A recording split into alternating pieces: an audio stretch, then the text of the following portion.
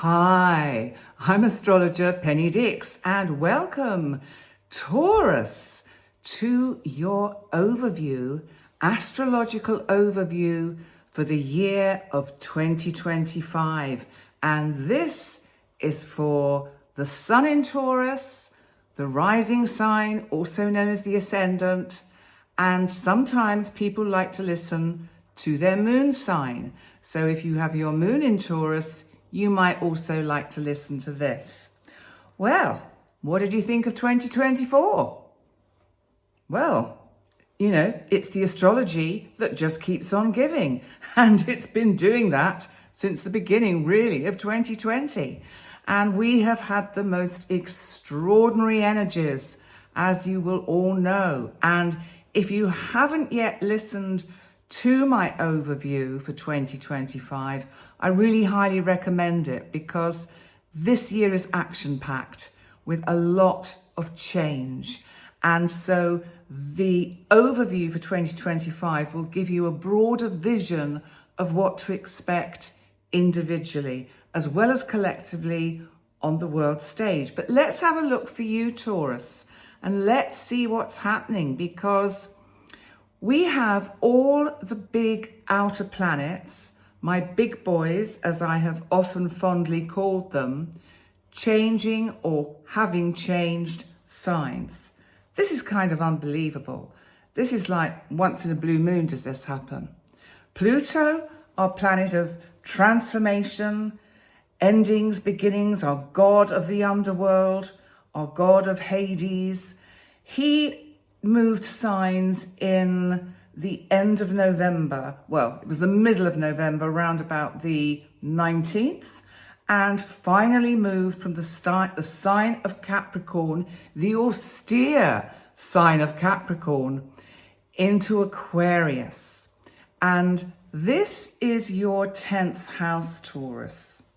Now, potentially, this can be, if you use the energy, if you choose to use the energy in the right way, this can be transformative for your working life, for your career, for your soul path, for whatever it is that you're passionate about.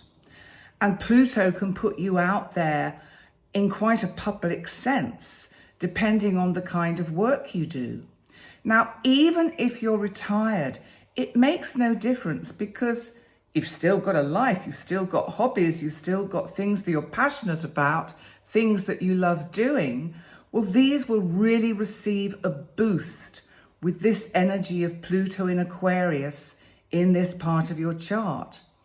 Because Aquarius is the larger community. It's also our ability to kind of tune into those higher frequencies and really feel that we are super connected to, in a sense, the super consciousness of humanity. And there's going to be a lot of that in general. And for you, Taurus, who are used to kind of sitting in your comfy chair, eating some luxurious, sumptuous food, and kind of just surveying the scene and looking around your room at all the beautiful luxuries you will hopefully have. And even if you're a Taurian who does not have as much money in their piggy bank as they would like, do not fear. Do not worry about this, because, it's about our attitude to money. And we just have to change our attitude. We have to listen very carefully to the words we choose to use with ourselves. Are we saying, I've never got enough? Or I'm fearful there won't be enough? Because what we do is we send out that signal to the universe of fear of lack. Whereas if we actually choose to say, I'm really grateful that I always have enough for my needs and more, then what we're doing is we're sending the universe this kind of message that we have faith, we have absolute faith that the divine intelligence will make sure we're provided for. So bear that in mind, because, Uranus, the planet of change, the unexpected, it's the planet of rebellion, of freedom of speech, has been in your sign for about 8 years. And a lot of Taurians will have been going through a lot of changes on an internal level and how they appear to others.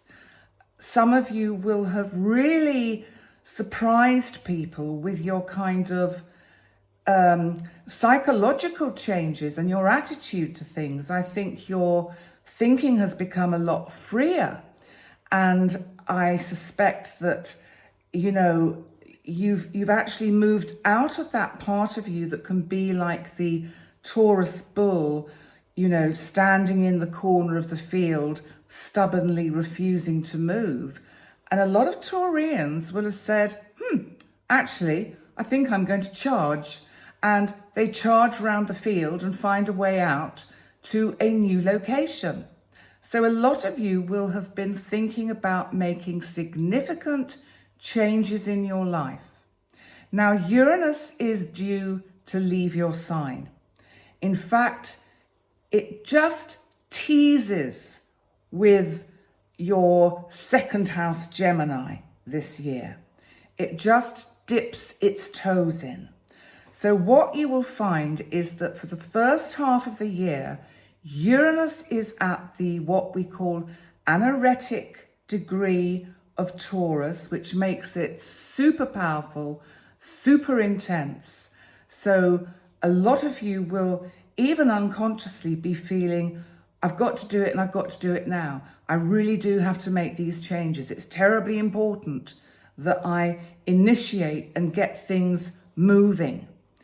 And this Uranus energy is going to move into your second house of finance, which is Gemini.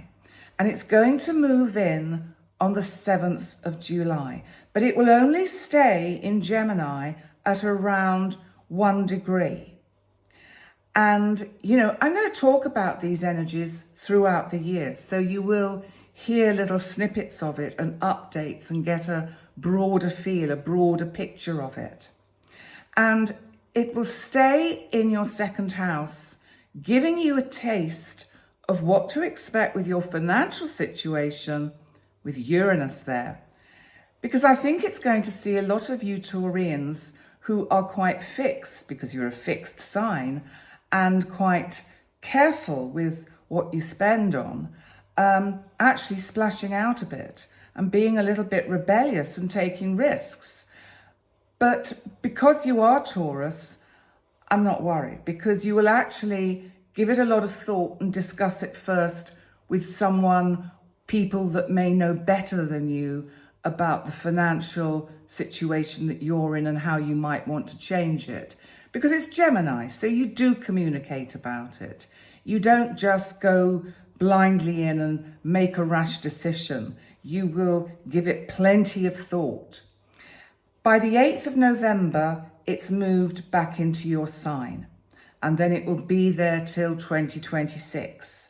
But enough of that for now. So really, when it moves back into your sign, it's giving you a flavor, a sense of what you still need to change. It's giving you that opportunity to really change the things in your life, the way you feel about things, the way you feel about yourself, maybe the way you look, and to do those changes, to make those changes, because when Uranus leaves your sign, it will leave you with, in a sense, a gift, because you've had the experience of this energy in your sign for the last 8 or so years. The other planet that is making some changes this year is Jupiter, our wonderful big outer boy Jupiter, the planet of luck, opportunity, expansion. It's also a very spiritual planet. It can see up and reach up and intuitively sense the right things to do. Now, Jupiter, of course, has been in your second house, Gemini, the house of finance and economy. This is also how you value yourself. So actually, Jupiter has been helping substantially with the concerns and the worries that you may have had about your financial situation, also about how you feel about yourself. I think in general, Taurus, whilst you've had Jupiter moving through your second house, you started to feel more confident to say how you feel, to say what you want to say, and just being in general quite more bolder is the word I'm looking for. And, you know, uncharacteristically, because of Uranus in your sign, uncharacteristically rebellious. And I'm not going to do it that way anymore. I'm changing. And Jupiter is actually going to move into your third house of communication, which is Cancer, on the 9th of June. And it will stay in this part of your chart for about a year. And your third house, it's about communication, thought. It's about your locality, your local community. It's Cancer. You might find yourself mixing with neighbours more at this time, really having or developing more of a kind of social interaction with people in your neighbourhood. And also you may find that you are kind of drawn to creatively writing, something that blogs that maybe you'd like to get published on topics that are dear to your heart, something that you're passionate about. And then the last couple of planets that I want to talk about before we move on is Neptune and Saturn. So Neptune and Saturn have both been in Pisces, which is your 11th house. Now, the 11th house is the house of the larger community and our hopes and our dreams and our wishes. It's also about technology. You've had Neptune here for many, many years, and you've had Saturn here for nearly 3 years. Now, let me just explain about Neptune first, and then I'll explain about Saturn. So Neptune rules Pisces, so it's very at home in this part of your chart. And Neptune is about dissolution. It's about confusion. It's about everything being a bit foggy and not seeing things clearly. And it may be that over the last few years, it's been difficult to pinpoint the direction that you want to encourage the dreams that you have to unfold. And so you may have been reluctant or hesitant to get certain things started. And Saturn, that is kind of like almost the complete opposite energy to Neptune, because Saturn is about boundaries, it's about containment, it's about rules, and it's about timing. In Pisces has been asking you to use your intuition about when it is the right time for you to actually take action with the dreams, the goals, the projects, the plans that you've got bubbling away underneath that you have actually been keeping to yourself. And both these planets, this is the super exciting part, are at the anaretic degree of this part of your chart, Pisces, okay? So that means they're super powerful, supercharged, giving you lots of extra energy with this kind of energy that you're playing with. And they're both going to be conjunct and dip their toes into your 12th house, Aries. This is big news. Now, the 12th house, and they're going to be there, just let me tell you this, for around April, May and June. So for about 3 months, they won't actually be exact in their conjunction. That doesn't happen till next year, 2026, in around the end of February. when you will really get the full impact of these two powerful planets in your 12th house.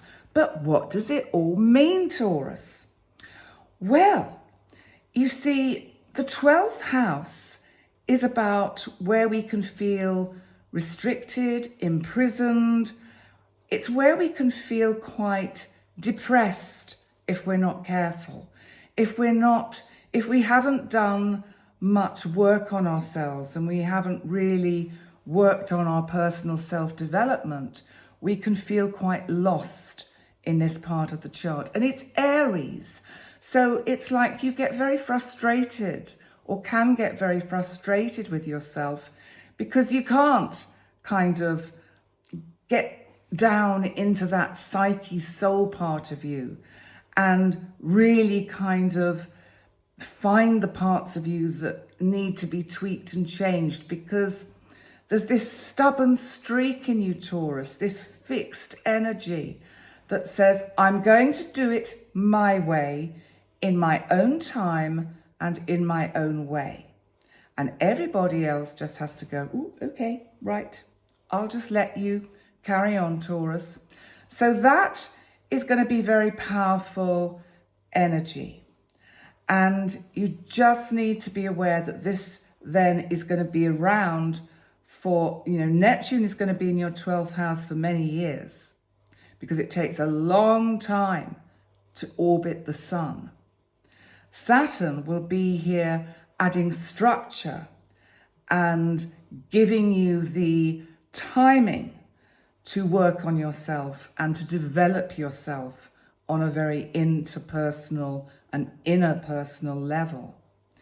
So that's what the main planets are doing. So we've had this shift from Earth energy, where of course Pluto was in Capricorn for so long, and Uranus, of course, in your sign Taurus.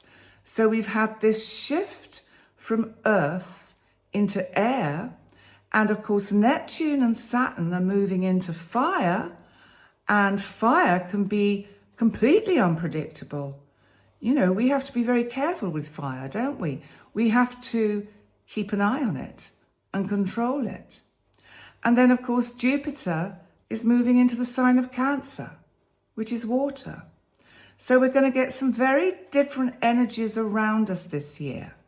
Let's move on to the retrogrades, because we have some important retrogrades this year. Right. Now let's start with Mercury, our planet that rules Gemini. It also rules the sign of Virgo. Mercury is the planet of communication and thought. Mercury is the messenger of the gods. Mercury is the only god that can travel between the underworld and the overworld, because Mercury carries messages from the gods down to the souls and to Pluto and Persephone, who live down in Hades, the underworld. Mercury, towards the end of 2024, went direct in the sign of Sagittarius. So as we start the year on January the 1st, it's in your 8th house, Sagittarius, and it's at 19 degrees. And the 8th house for you is about transformation and your joint and collective finances. It can also be about getting kind of documents and tax, anything like that sorted out. So Mercury going direct suggests that at the beginning of the year, there are some matters that you have to attend to do with signing important documents, contracts. Sometimes these things come up for renewal at the beginning of a new year. Now, Mercury then goes retrograde in Aries at 9 degrees in your 12th house, and that's on March the 15th.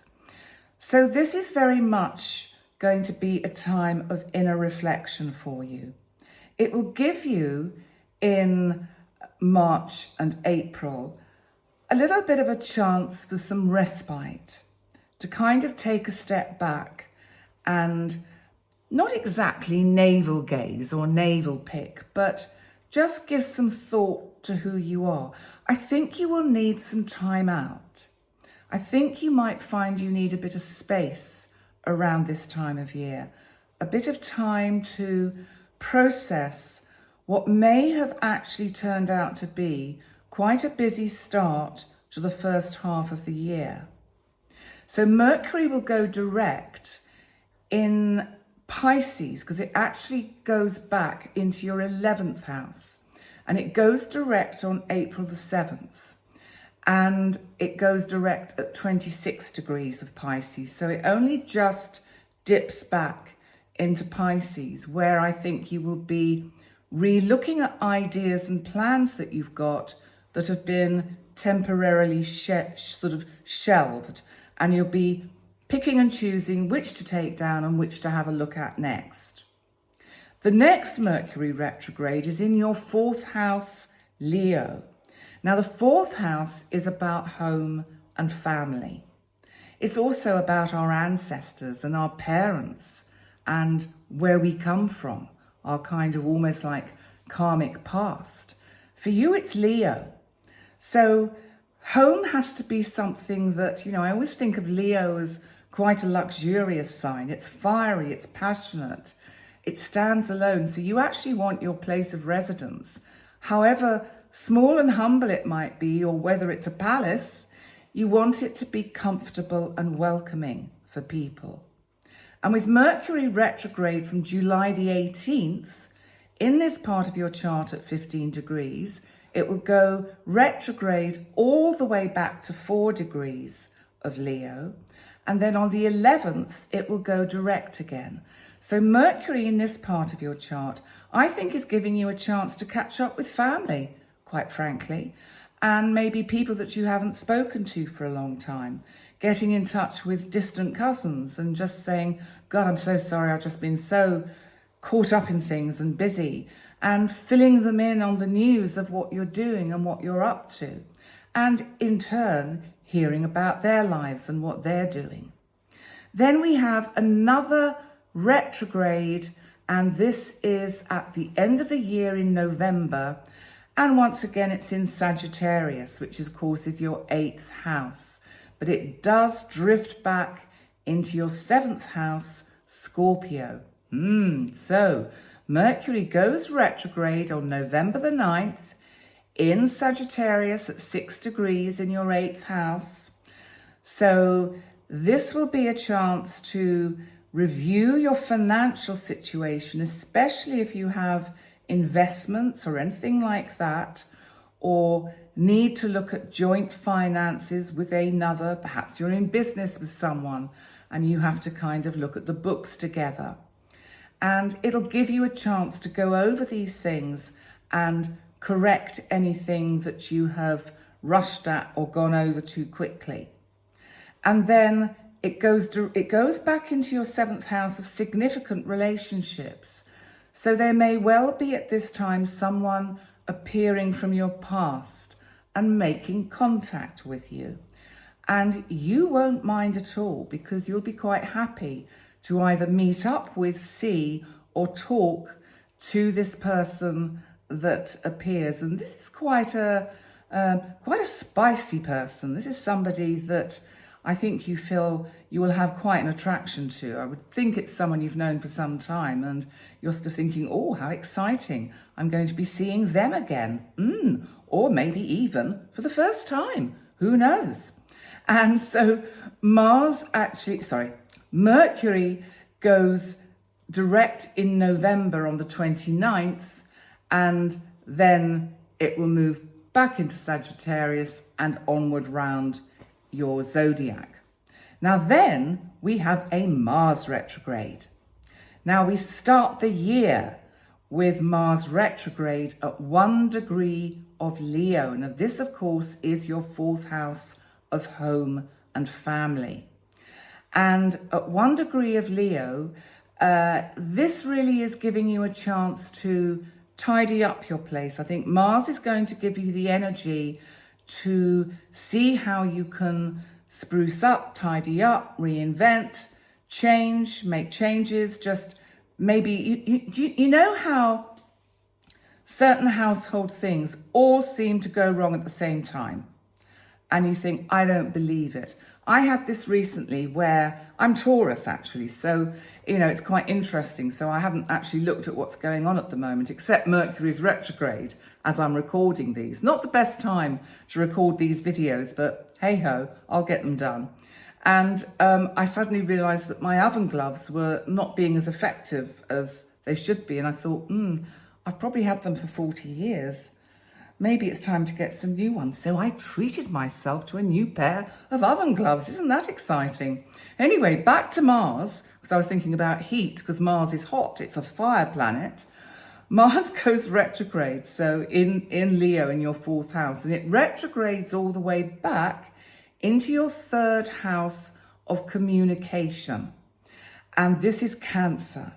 And this is connecting you with people in your local kind of area. So it's your neighborhood, your neighbors. It's also about how you communicate. I think with Mars here, you're going to be very assertive in the way you communicate. You will be direct. You have ideas, you have plans, and you're just gonna say it how it is.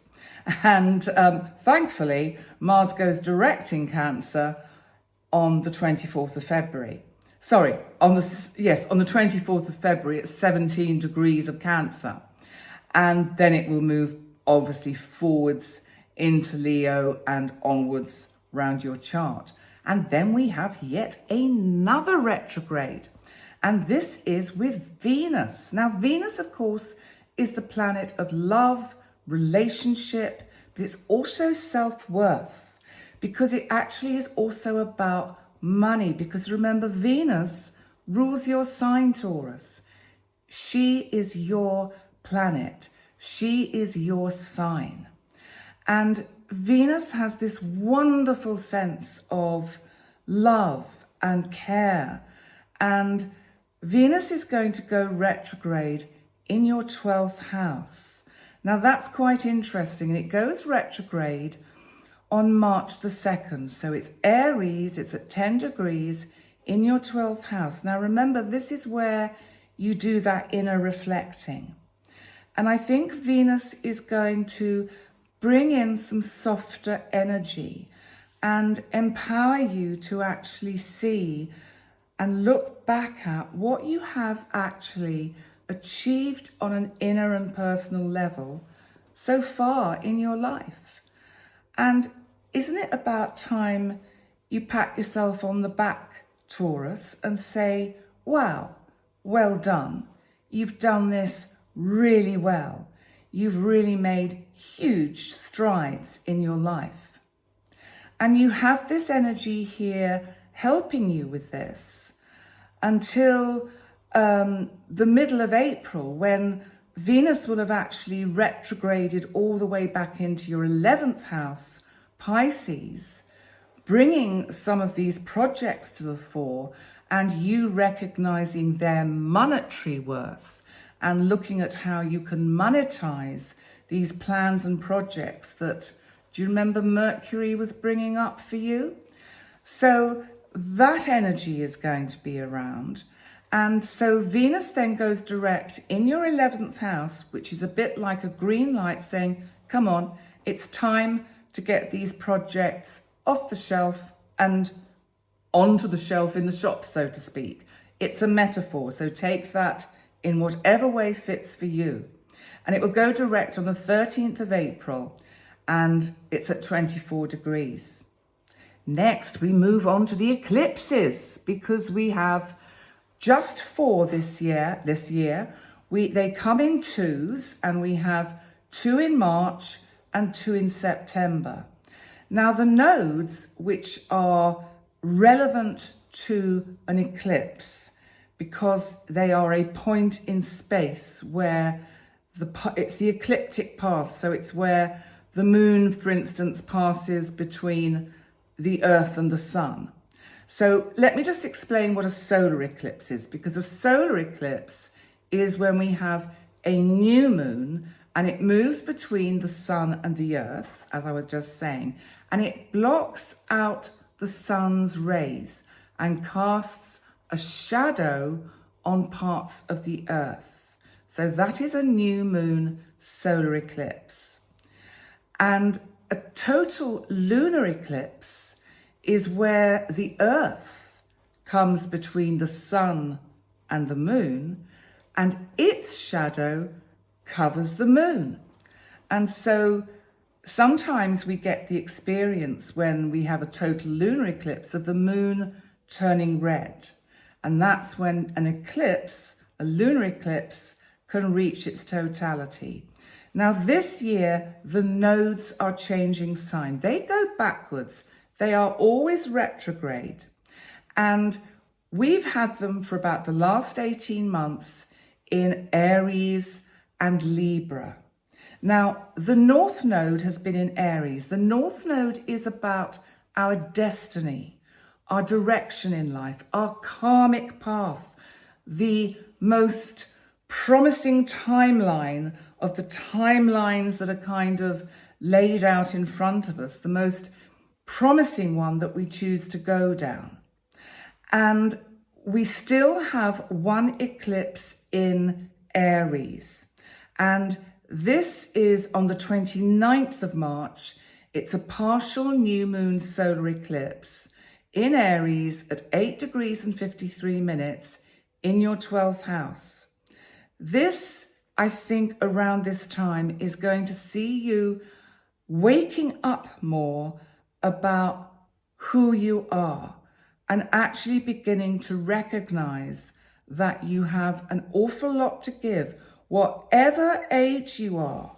Remember, I didn't start my YouTube channel till I was 65 years old, and I'm now 69.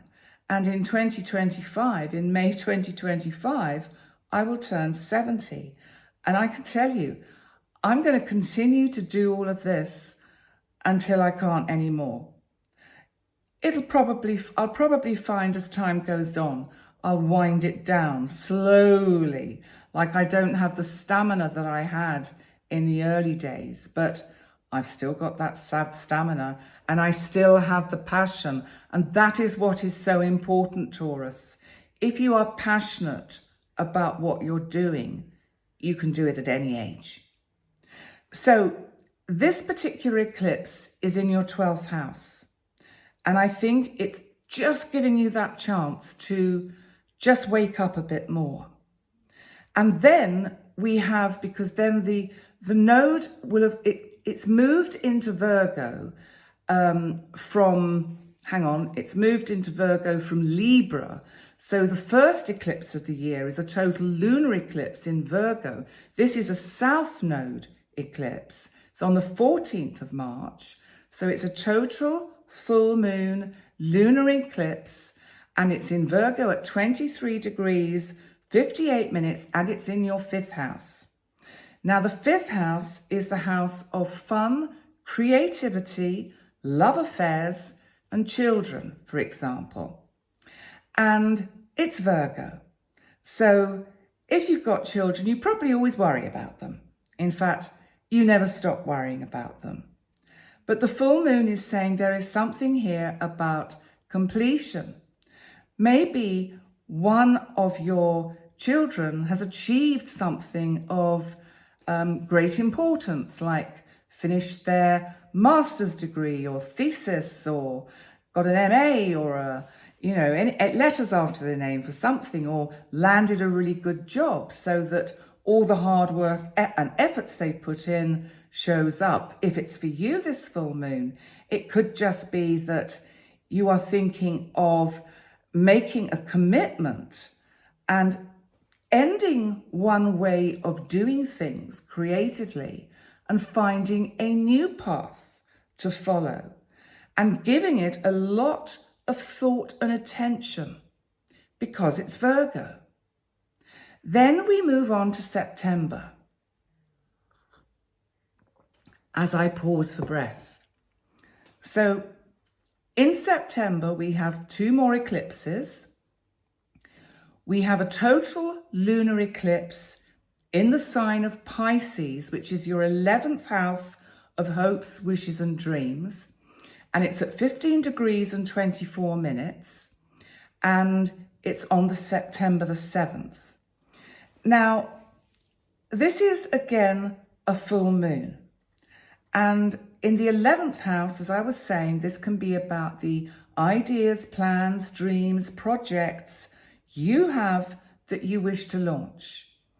And what this full moon is doing for you is giving you, in a sense, a green light. It's helping you whittle down like a list and a collection of things that you would like to do, and making you see more clearly those projects that you need to give far more energy to so that you are able to make a decision. Then we have a partial new moon solar eclipse in the sign of Virgo as well. And this is on the 21st of September. So this is a south node eclipse, which is about what you're bringing in. This is your karma. It's at 28 degrees and 59 minutes, again in your 5th house. So it's a new moon. It's new beginnings for creative projects. It's new beginnings around your children. It could be a birth. It could be if you're hoping to be a grandparent or a grandparent again, this could bring it. And also this can be the birth of some kind of particular creative work that you've been working on. But whatever it is, it's a very positive step forward. So now, for the last part of your reading, we move on to the major transits that we have for 2025. First of all, I want you to think back to November 2024. Did I say 2024 before? Because I mean major transits for 2025. In 2024, in the beginning of November, 1st, 2nd, 3rd, 4th, 5th, when we had the US election, remember there was a lot of tension around that time, a lot of anxiety, a lot of people getting very hot under the collar, whether it was on a collective level because of what was going on the planet, or whether it was on a personal level with your work, your career, or your relationships. But there would have been something going on that was just difficult to manage. And this was caused by Mars in the final degrees of Cancer in the 3rd house, okay, opposite Pluto in Capricorn in your 9th house. So you had this energy, it was like a tug of war, and it was as if you were trying to get your thoughts in order. And there was too much going on and a lot of overwhelm with knowing what the best course of action forward was for you. You were caught in overthinking. Now, what's interesting about this second opposition that we're going to get from Mars and Pluto is that they've changed signs. So now on January the 3rd, we have Mars in Leo, which of course is your 4th house about home, family, and anything of that kind of nature. And Mars is opposite Pluto, the planet of transformation, the planet of beginnings and endings. And I mean, these two are like on your IC and your MC, because Pluto in Aquarius is just teetering on the edge of your 10th house of your passion, your soul journey, your career. Incredibly powerful. A lot of Taurians are going to find themselves pushed out into the public domain, whether they want to or not. And as long as you have some other energy in the chart that doesn't mind you being pushed out and being in a position where you talk to a lot of people, then you'll do fine. But this energy is very powerful. And I think there's going to be a bit of a tug of war going on between where you live and what you do and what you want to do, because it's as if maybe your living accommodation needs to change in some way. It's as if Pluto is sending out some kind of frequency to your fourth house, suggesting that you move. And you're thinking, but I love my home. I'm comfortable here. I don't want to move. Anyway, it will get resolved because by April the 27th, these two meet up again in the same position. And at that time, it'll be much easier for you to see the way through, to see clearly the direction you need to go and how to manage it all. Now, as we know, I talked about Saturn and Jupiter in the opening of this video. And Saturn, that is the planet of timing, restrictions and boundaries, is conjunct Neptune, giving us a taste of what to expect in 2026. Now, it's going to be conjunct, or they're going to be conjunct in April and May till the beginning of June in your 12th house, Aries, which is where you can feel that you need to do the inner reflection. So Saturn is going to be putting some kind of form and structure to that which is formless and unclear for you. It's going to be giving you some ideas of how to connect with that gut feeling and intuition and put it into some kind of context that makes sense. Because Taurus, you're very evidence-based. You like your facts and your evidence. So no woo-woo, floaty Taurus for you. If you're seeing or hearing or seeing or feeling or hearing strange things, like when I first attuned to Reiki, started seeing my blue light beings. And, it sort of initially freaked me out a bit, but I really wanted my evidence. And here we are sort of, 12 years down the line, and I'm connecting with them, and I'm still with them, and they connect through me, they channel through me. But I had to get my evidence base sorted first by getting my eyes checked by opticians. And I went to 3 separate opticians in 3 different parts of the world, and they all came back with the same answer. Your retina is fine. There is no reason why you should be seeing these blue lights or blue orbs. It must be that you're seeing what you're seeing. So it was confirmed by 3 different opticians.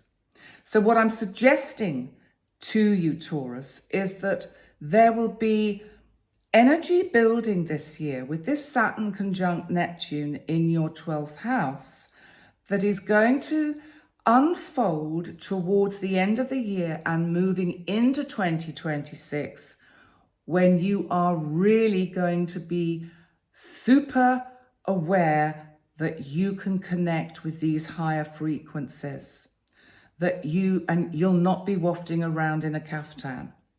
I promise you that. Only if you're a little bit overweight and it's more roomy and comfortable. But Taurus is not woo-woo la-la. Taurus is grounded and fixed. It's an earth sign. So you will have your facts, but you will be confident in the fact that you now understand how your intuition works and you are connected to it. And that is really important. And that is going to happen collectively, I feel, for the whole of society. And in different ways for each different sign over the next, couple of years, there is going to be such a growth of human consciousness, a kind of raising of human consciousness to a level, an evolution in human consciousness that we have not yet experienced. Moving on to Uranus, that of course you've had in your sign for about 8 years. It's going to be making various aspects throughout the year. One in March, April, June and July is it's going to be sextiling.